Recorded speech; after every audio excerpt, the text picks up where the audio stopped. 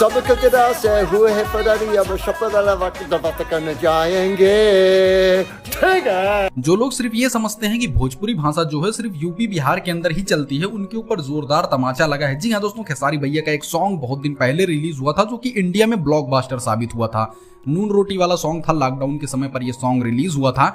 लेकिन दोस्तों इस टाइम पे ये सॉन्ग बाहर के देशों में कुछ ज्यादा ही तेजी से ट्रेंड कर रहा है। जी हाँ, इस सॉन्ग से रिलेटेड बहुत सारे वीडियोस आ रहे हैं। अमेरिका से एक वीडियो आया है जहां पर एक वृद्ध आदमी जो है वो खेसारी लाल यादव के इस गाने पर बहुत अच्छे से एंजॉय करते हुए नजर आ रहे हैं। दरअसल दोस्तों मैं आपको बता दें, ये गाना जो था खेसारी भैया का, ये पूरी भोजपुरी इंडस्ट्री का पहला रैप सॉन्ग था जिसको रैप वाले सिस्टम में गाया गया था। उसको एक धुन बनाई गई थी और भोजपुरी की एकदम अलग धुन थी ये गाना अपने इंडिया में लॉकडाउन के समय पर बहुत ज्यादा पॉपुलर हुआ।